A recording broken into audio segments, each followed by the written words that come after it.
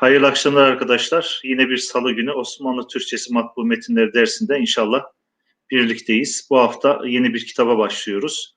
1927 yılında hazırlanmış, basılmış.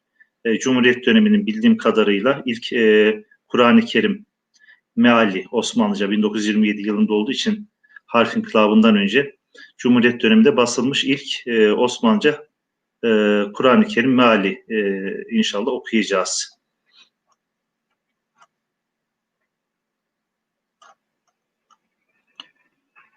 Ekranı biraz büyütmek için kendimi ekrandan alıyorum arkadaşlar.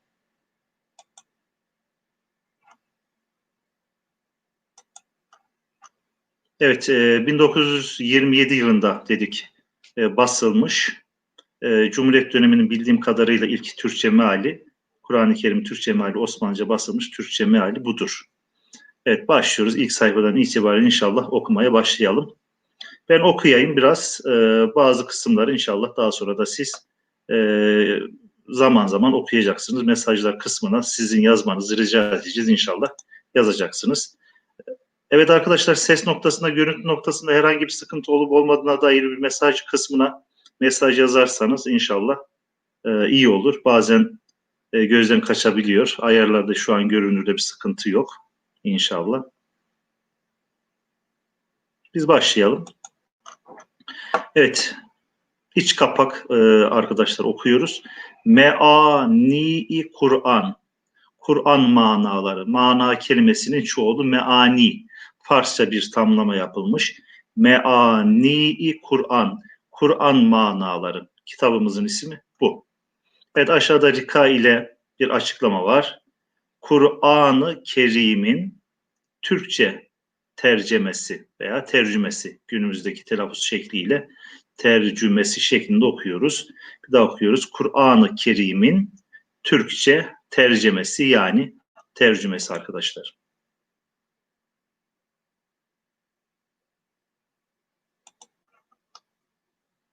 Devam ediyoruz. Ayat-ı Kerime'nin mebdeleriyle, Ayat-ı Kerime'nin mebdeleriyle, başlangıç kısımları ile şerh ve izahatını havidir. Ayet biliyorsunuz, ayet kelimesinin çoğulu müennes cem yapılmış ayet. Sonuna at eki gelen kelimeler Arapçada müennes dişil çoğul yapılmış oluyor arkadaşlar. O şekilde de bazı dil bilgisi kurallarını hatırlatalım. Aşağı iniyoruz. Mülga yani ilga edilmiş, kaldırılmış. Tetkikat ve teellifat. Evet, mülga yani ilga edilmiş, kaldırılmış. Tetkikat ve teelifat. Yani tetkik, inceleme ve teelifat yani yazma, telif etme. Tamlama yapıyoruz. Tetkikat ve teelifat-ı İslamiye. Heyeti reisi ve Darülfünun-u İslam felsefesi ve fıkıh tarihi müderrisi İzmirli İsmail Hakkı. Yani bu tercümeyi yazan, bu kitabı hazırlayan, Kur'an-ı Kerim'in tercümesini yapan kimmiş? İsmail Hakkı. Şurayı bir daha okuyalım istiyorsanız arkadaşlar. Evet, bu arada sesle veya ayarlarla ilgili herhangi bir sıkıntı olup olmadığına dair mesaj kısmına mesaj yazın dedik ama arkadaşlar herhangi bir mesaj gelmedi. Yani biraz da şunun için önemsiyorum mesaj yazılmasını. Hani karşılıklı bir iletişim oluyor. Sadece ben konuştuğum zaman böyle biraz şey oluyor. Yani hani kendi kendine konuşuyormuş bir havası oluyor.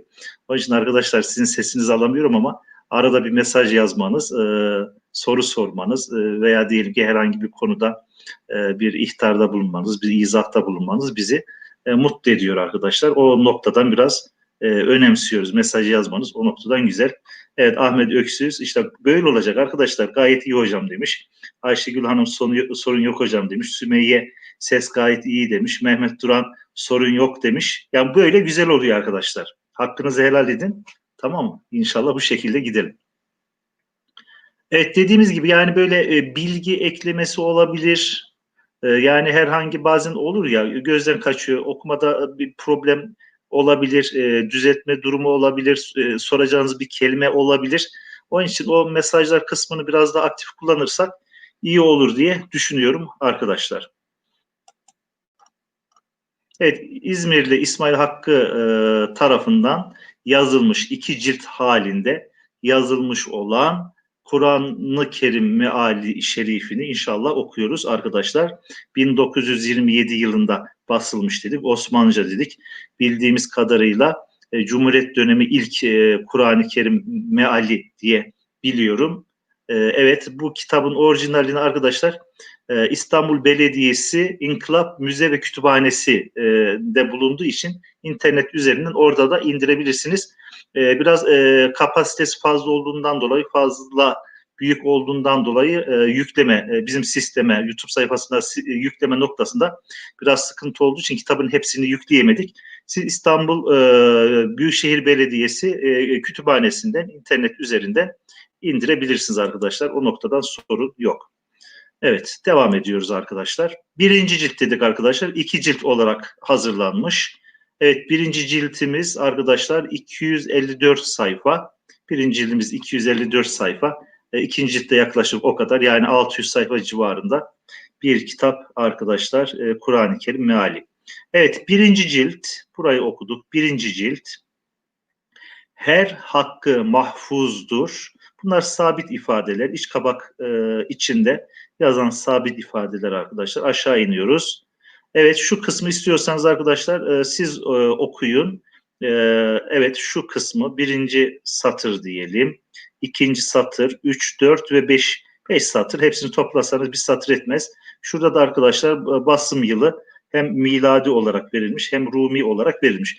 O zaman şu an ekrana yansıyan kısımdan herkes hepsini yazmasın arkadaşlar. Yani bir kısmı birinci satırı, bir kısmı ikinci, bir kısmı altıncı, bir kısmı tarih satırını bile yazabiliriz diyoruz. Şöyle 2 dakika size arkadaşlar süre veriyorum. Herkes bir satırını yazsın inşallah.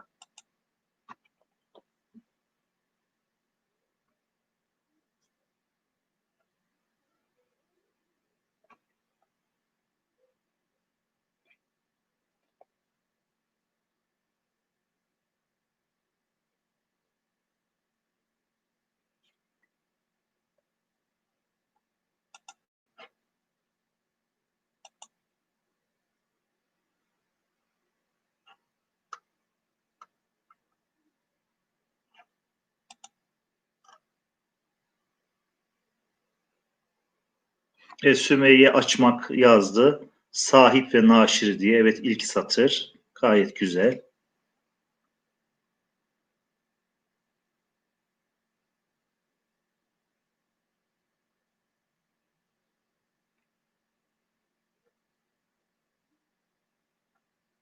Evet, Ahmet Öksüz yazdı. Bakalım. Babı Ali Caddesi numara 81. Numara diye okuyoruz ama arkadaşlar bu eski metinlerde çevirirken daha çok numero şeklinde. Hemen yazıyorum.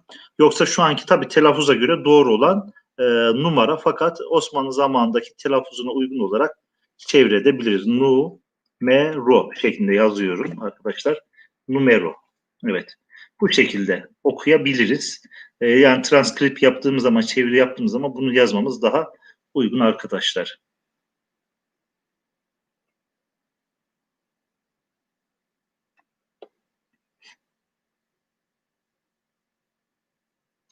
Evet, nu şeklinde kısaltması bundan dolayı mı? Numara, numero, numero, numara.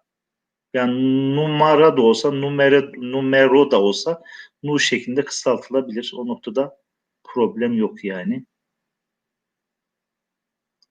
Kitaphaneyi numero. Ha, no şeklinde. Ha, no şeklinde.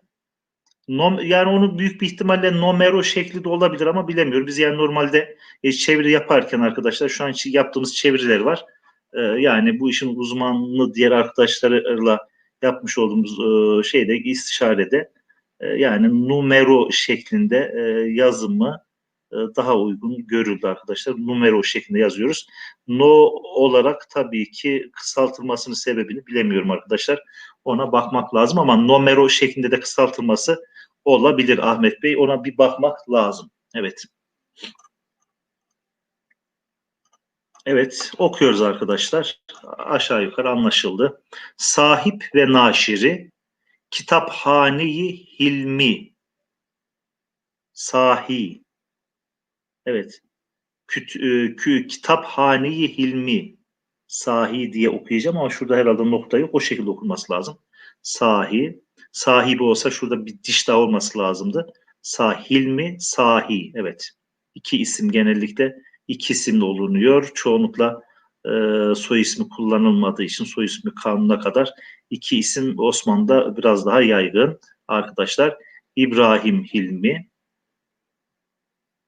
O zaman şurada tamam. Şurada şu şekilde okuyacağız arkadaşlar.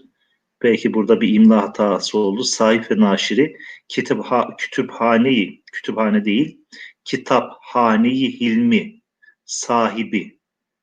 Kitaphaneyi Hilmi sahibi. Yani anlamma burada daha uygun oluyor. Evet o şekilde okuyalım. Sahip ve naşiri Kitaphaneyi Hilmi sahibi diyeceğim. Şurada nokta gibi bir şey var ama nokta olabilir. Şurada diş yok arkadaşlar. Sahibi de olabilir. Olabilir mi? Yani o noktada biraz kararsız kaldım arkadaşlar. Evet, İbrahim Hilmi. Evet. Yani şu kelimenin okunuşu noktasında arkadaşlar biraz kararsız kaldım. Ona bakmak lazım. Çünkü eğer B olsa şurada bir leke gibi duruyor. Şu nokta gibi çok net değil. Normalde şurada bir diş daha olması lazım. Hilmi Sahi desek, Sahi diye bir isim şimdiye kadar hiç duymadım. Sahibi olması Kitaphane-i Hilmi sahibi İbrahim Hilmi. Evet arkadaşlar burayı kesinlikle şey okuyalım. Sahibi diye okuyalım ama şurada bir diş olmaması biraz beni şöyle ikilemde bıraktı ama o şekilde. Kitaphane-i Hilmi sahibi yani Hilmi kitaphanesi sahibi İbrahim Hilmi diyoruz arkadaşlar. Geçiyoruz. Bab-ı Ali Caddesi numero 81. Evet İstanbul Milli Matbaa 1927 miladi 1343 Hicri değil arkadaşlar Rumi tarih oluyor. Evet bir sonraki sayfaya geçiyoruz arkadaşlar.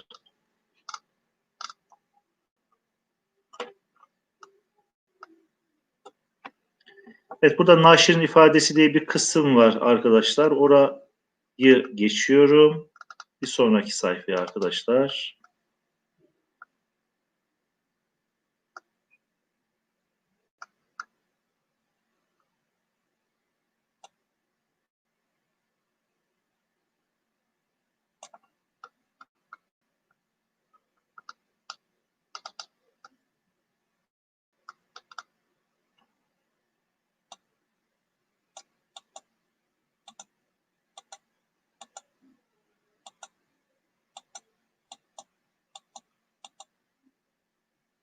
Evet bu sayfadan devam ediyoruz arkadaşlar.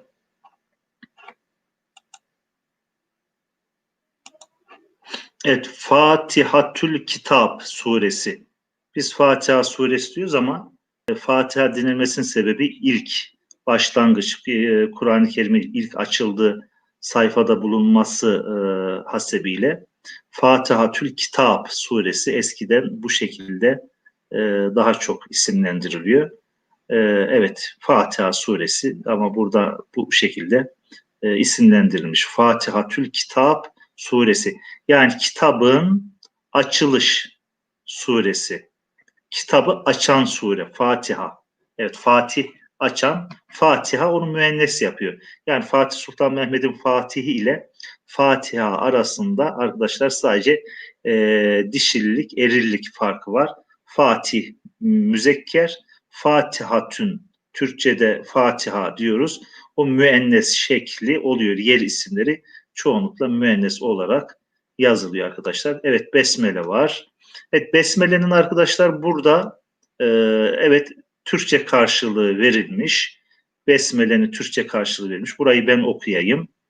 Esirgeyen, bağışlayan, Tanrı adı ile.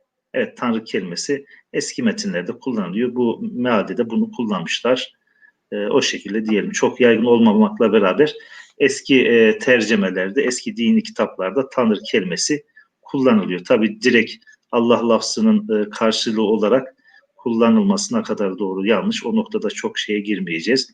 İzaha girmeyeceğiz. Fakat eski dini metinlerde arkadaşlar Tanrı ibaresi, ondan sonra çalap ifadesi, Farsçadan geçmiş Yezdan ifadesi veya İzit Teala ifadesi Allah lafzı yerine zaman zaman dini metinlerde kullanılmış. Evet, Fatiha'nın 1. ve 3. arkadaşlar 1, 2 ve 3. ayetlerinin e, Türkçe karşılığı. Sadece burada elhamdülillah kısmını yazmış. Arapça ibareyi vermiş fakat eksiltili vermiş. Evet. 1 ve 3. ayet 2 satırda zaten arkadaşlar. Evet, burayı inşallah okuyalım. Mesaj kısmına yazalım arkadaşlar. Yani elhamdülillah kısmına geçiyoruz. Şu hamd ifadesinden itibaren rakamları yazma durumunda değiliz arkadaşlar. Burayı yazalım inşallah.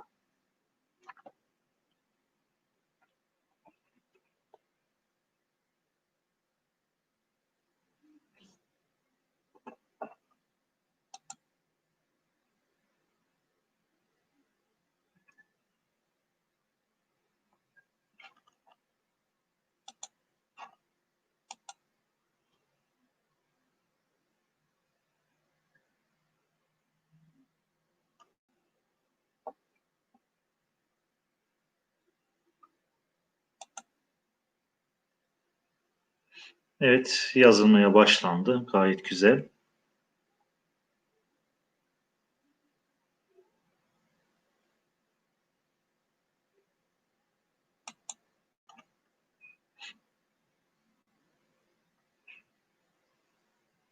Evet, okuyoruz arkadaşlar.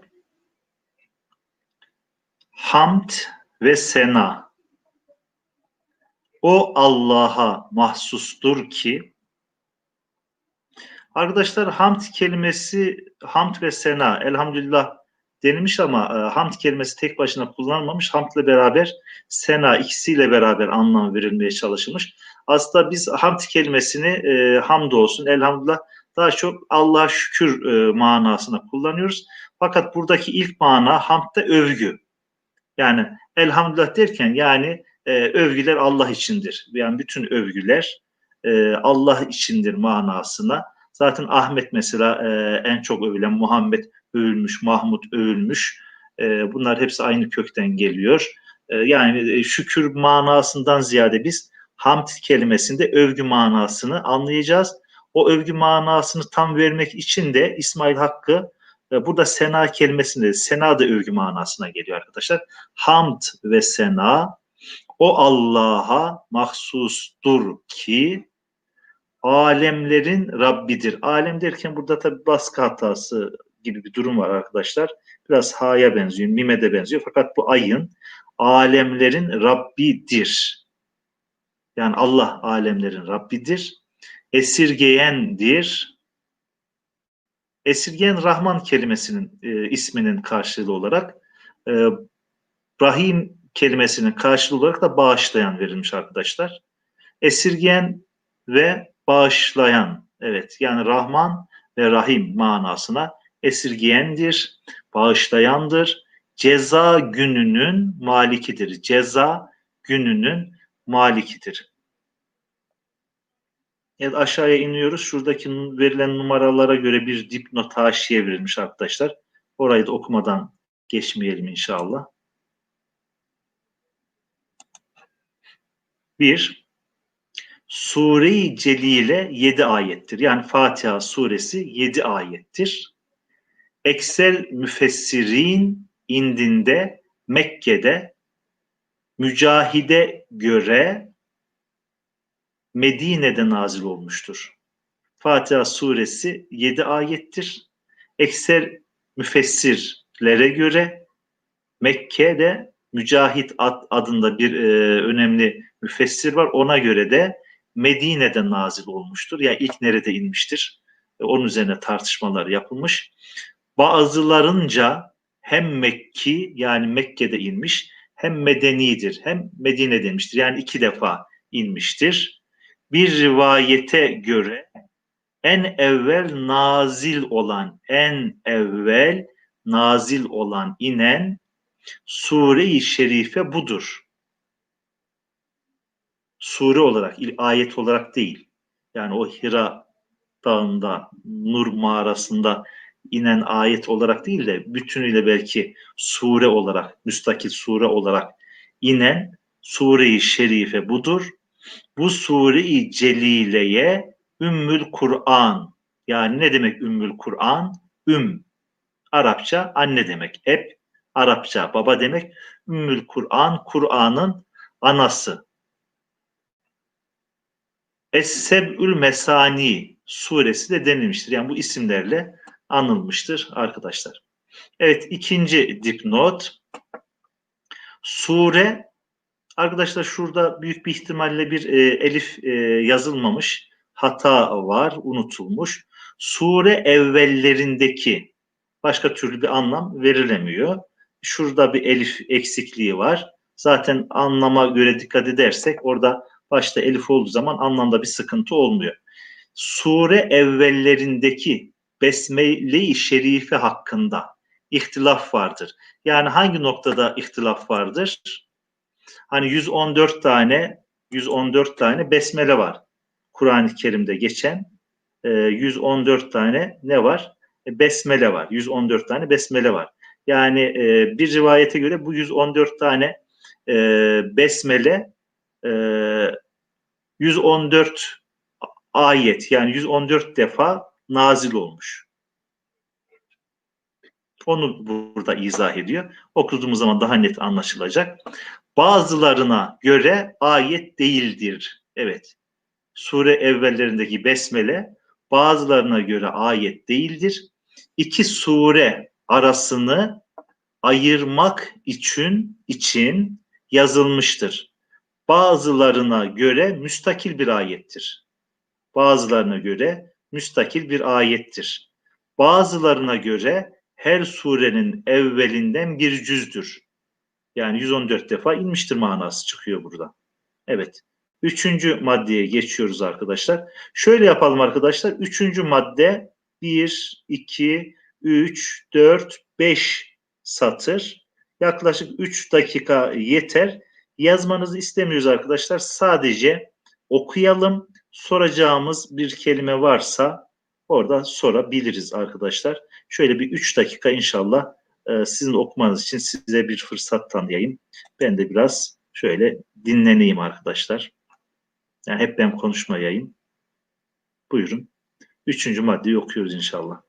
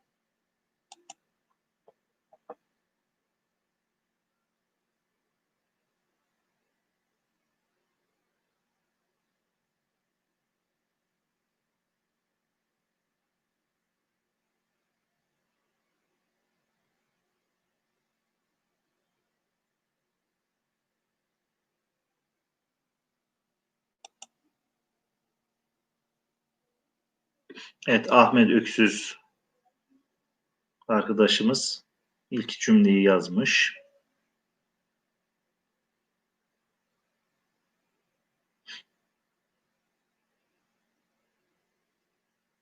Evet, burada Rahman ve Rahim'in arasındaki farkı daha çok izah ediyor. Rahman bütün mahlukata bakıyor. Rahim ise daha çok müminlere bakıyor.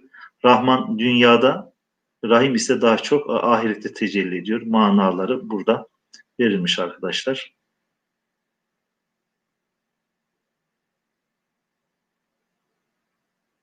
Zaten Kur'an-ı Kerim'de Allah lafzından sonra en fazla bulunan Esma-i İlahiye'den, yani en fazla Allah lafzı bulunuyor. Daha sonra Rahman ve Rahim. Sayılar şu an aklımda değil ama en fazla onlar bulunuyor. Evet.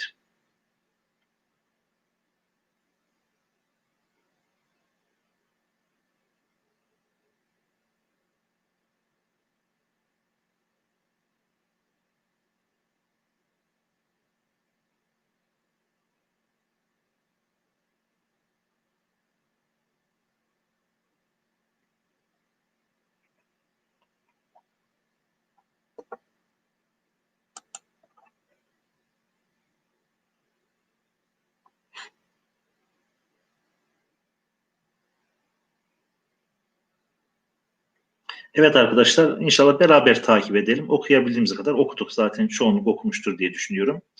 Besmele-i Şerife'deki Rahman bütün mahlukat hakkında, Rahim bilhassa müminler hakkında af ve ihsan sahibi olan, merhameti çok olan zat demektir. Evet, Rahman bütün mahlukata, Rahim ise mümin kullara bakıyor. Bir açıklamada ise, yani Rahman daha çok dünyada bütün insanları, bütün mahlukatı kapsarken, Rahim daha çok ahirete bakıyor ve ahirette daha çok müminlere af ve ihsan manasını taşıyor arkadaşlar. Her ikisi de Esma-i İlahiye'dendir. Esma arkadaşlar isim kelimesinin çoğulu. Esma-i İlahiye, yani ilaha ait, Allah'a ait isimlerdendir. Eserimizde esirgeyen, bağışlayan isimleri ile tercüme edilmiştir. Tercüme edilmiştir. Tercüme şeklinde de okunabilir arkadaşlar. Problem yok. Tercüme edilmiştir. Makama göre başlarım, okurum, yerim, içerim gibi fiiller takdir olunur. Ha, buradaki anlayacağımız şu, besmele eksiltili cümledir arkadaşlar. Yani Türkçe'de eksiltili cümle kurduğumuz zaman sonra 3 nokta koyuyoruz ya. Yani Kur'an-ı Kerim'de belki besmele'nin sonra 3 nokta konulmuyor, fakat o mana var. Yani Rahman ve Rahim olan Allah'ın adı ile. Yani her hayrın başında besmele çekiyoruz.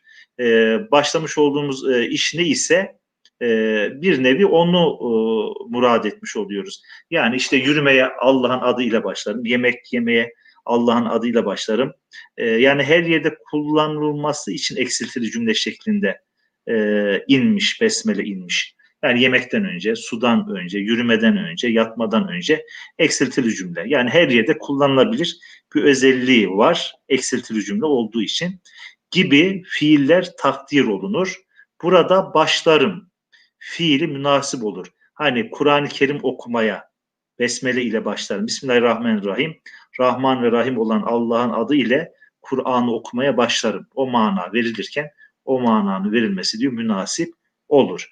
Evet, dörde geçtik. Sena hamdden daha umumidir. Sena övgü manasına geliyor. Hamd de övgü manasına geliyor. Fakat sena hamdden daha umumi. Belki bunu şunun için demiş olabilir. Başta da söyledik. Hamd kelimesi şükür manasına da kullanılıyor.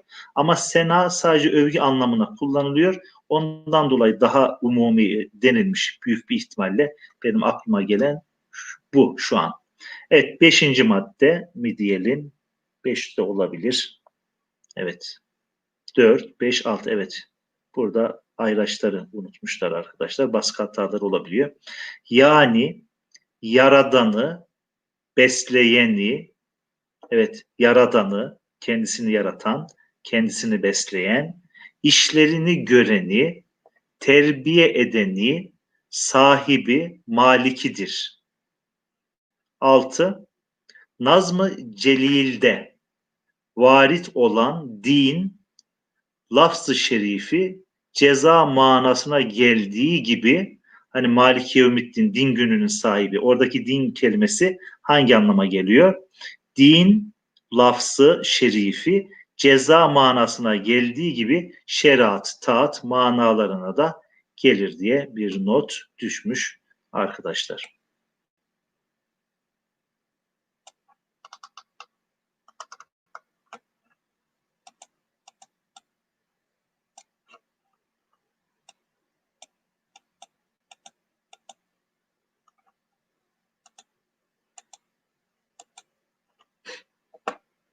Evet, 1, 2 ve 3. ayetleri okumuştuk arkadaşlar. Fatiha'nın 4. ayeti yani İyyâke na'budu ve İyyâke nesta'in, Arapça yazılmış, harekesi konmamış. Evet arkadaşlar, bunun okumasını yapalım ve mesaj kısmına yazalım. Zaten bir cümle arkadaşlar. Buyurun Bismillah diyelim. Evet, Ahmet Öksüz sahibi kelimesi burada da aynı yazılmış. Yukarıdaki kesin emin olduk. Manaya da öyle geliyor, sahibi. Fakat işte biz yazarken orada bir B'nin kürsüsü manasına böyle bir diş koyuyoruz. Evet, o şekilde. Belki alışkanlığımızın vermiş olduğu bir şey olabilir. Göz yanılması olabilir ama noktada net değildi. Sanki bir leke gibiydi. Yani kağıt lekesi gibi, onun için ilk bakışta emin olamadım ama sahibi. Evet.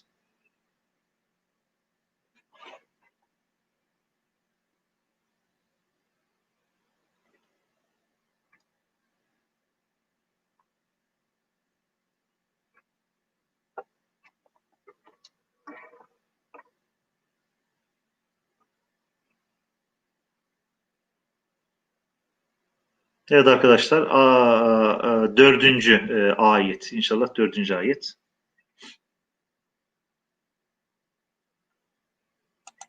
Evet, okunmuştur. Kısa zaten. Kulluğu yalnız sana ederiz. Yardımı da ancak senden dileriz. İyyâke na'budu ve iyyâke nesta'in. Yalnız sana ibadet eder. Yalnız senden yardım dileriz arkadaşlar. Bazı büyükler demişler ki namaz kılarken özellikle bu ayet-i kerime okunurken yani insan ne düşünüyorsa yani bir nevi mabudu odur manasına. Özellikle yani bu ayet-i kerime okurken manasını murad ederek yani Rabbimizi düşünerek manasını murad ederek şey yapmak lazım, okumak lazım. O şekilde daha eftal. Yani mümkün olduğu kadar. Zaten manasını düşünmek doğru değil ayet-i kerimelerin namazda okurken ama çünkü huzuru bozar manasını. Özellikle burada bu manayı düşünmekte arkadaşlar fayda var namaz kılarken. Evet, o şekilde. 5, 6 ve 7. ayetlerin tercümesini okuyalım arkadaşlar. Bizleri doğru yola, gadaba uğrayanların, sapıkların yoluna değil, kendilerine inam ettiklerinin yoluna götür. Evet, bizleri doğru yola. Bazen imlada da duralım arkadaşlar. Doğruyu çoğunlukla biz de şu an tı ile daha çok yazıyoruz. Doğru kelimesi, fakat burada da ile yazımı, dal ile yazımı tercih edilmiş. Fakat biz kullanırken daha çok tı ile yazımını tercih ediyoruz arkadaşlar. Ayrıca farklı inam kelimesi, nimet kelimesinin inam, yani bu inam, nimet kelimesinin farklı bir ne diyelim ki kalıba girmiş e, hali arkadaşlar. İnam ettiklerini yani nimet verdiklerinin yoluna. Farklı bir mastarı diyelim. Evet.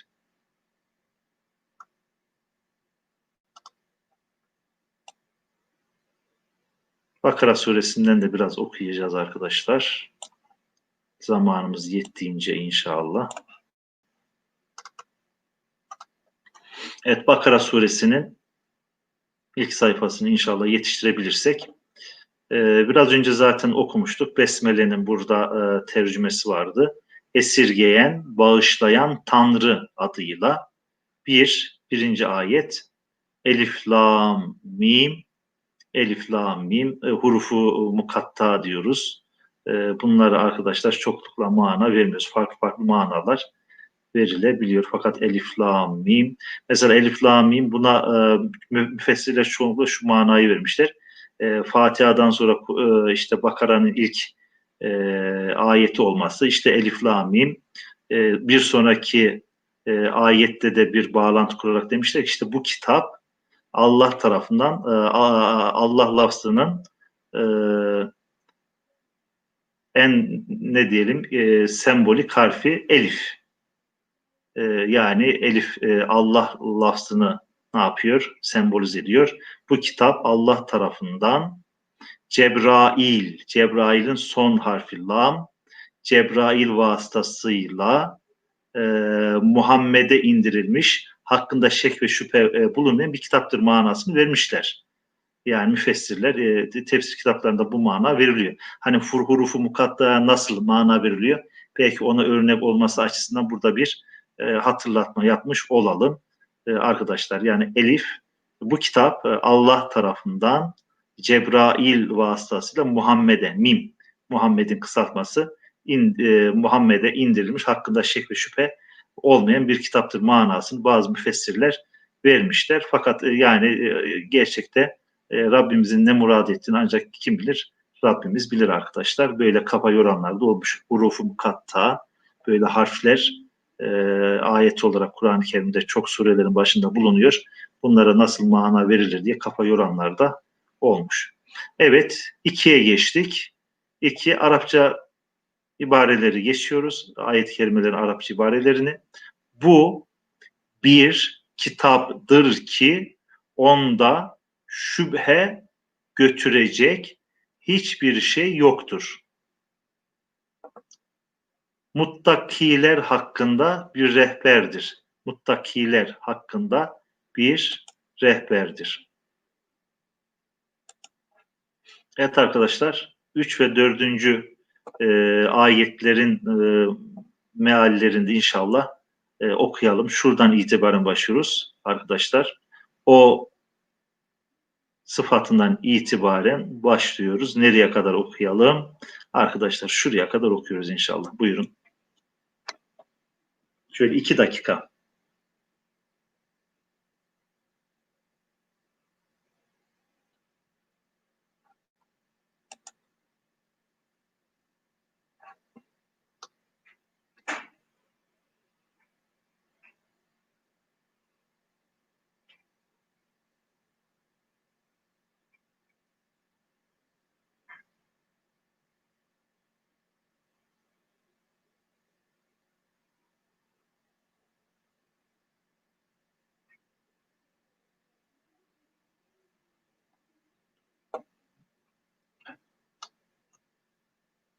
Evet, Ahmet Öksüz yazdı.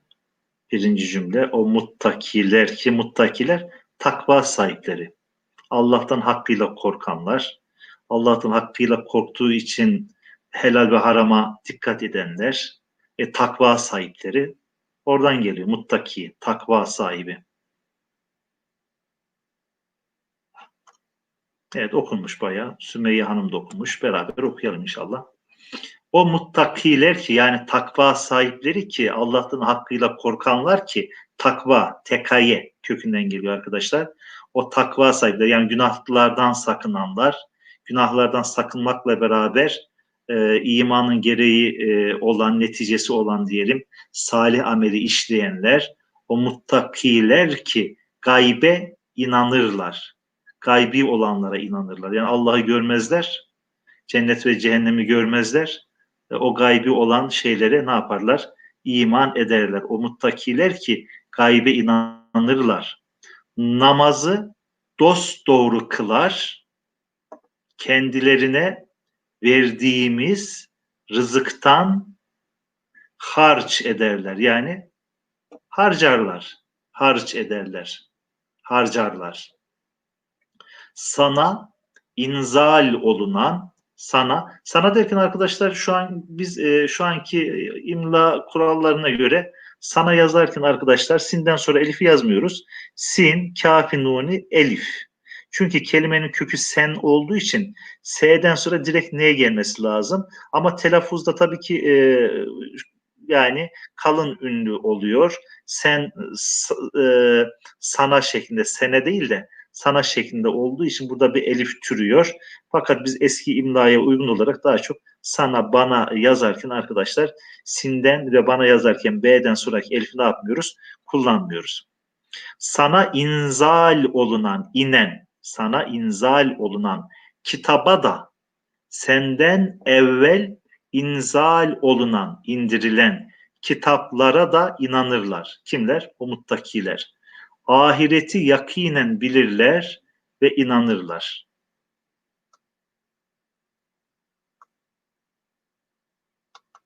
Evet arkadaşlar, dipnot kısmına inşallah geçiyorum. Diğer sayfaya geçelim.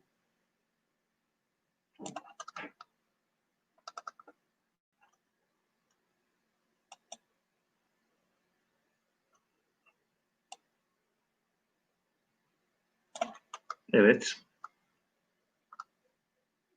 5, 6 ve 7. kısımlarda arkadaşlar seri bir şekilde ben okuyayım çünkü zamanımız da kısaldı. Evet, 5. ayet, Bakara'nın 5. ayeti. İşte Rableri tarafından doğru bir yolda bulunanlar bunlardır. Kimler? Umuttakiler. Ummadıklarına erenler. Umduklarına, ummadıklarına diye okuyorum. Evet, umduklarına erenler yine bunlardır. 6. ayet-i kerime. Şurası muhakkak ki kafir olanları Tanrı azabıyla korkutsan da, yani Allah azabıyla, Allah'ın azabıyla, Tanrı azabıyla korkutsan da, korkutmasan da onlar için birdir. Onlar inanmazlar.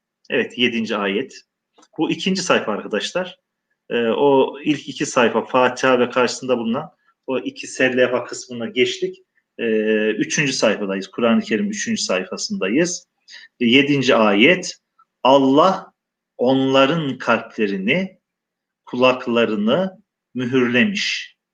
Allah onların kalplerini, kulaklarını mühürlemiş. Gözlerinin üstüne bir de perde çekmiştir. Onlar için büyük bir azap vardır. Evet, 8'de okuyorum arkadaşlar. Ondan sonra inşallah bırakacağız. 8. Nas'ın, Nas insan kelimesinin çoğulu arkadaşlar. Nas'ın bir takımı. Biz Allah'a ve ahiret gününe inandık derler. Halbuki onlar inanmamışlardır. Halbuki onlar inanmamışlardır. Evet arkadaşlar, inşallah bu haftada bu kadar. İnşallah önümüzdeki hafta yine bu kitaptan devam etmeyi düşünüyorum. Dediğim gibi yani sisteme benim bildiğim ilk birkaç sayfa yüklendi. Çünkü büyük olduğu için herhalde yükleme noktasında sıkıntı vardı. İstanbul Büyükşehir Belediyesi'nin web sayfasından işte kütüphanesinden indirebiliriz arkadaşlar. 2 cilt şeklinde gerçekten kütüphanemizde, bilgisayarımızda bulunması gereken kitaplardan bir tanesi. İnşallah önümüzdeki hafta yine kaldığımız yerden veya seçeceğimiz bir sureden veya bir kıssadan okumak üzere inşallah bu hafta bu kadar diyelim. Hepinizden Allah razı olsun. Allah'a emanet olun. Hayırlı akşamlarınız olsun.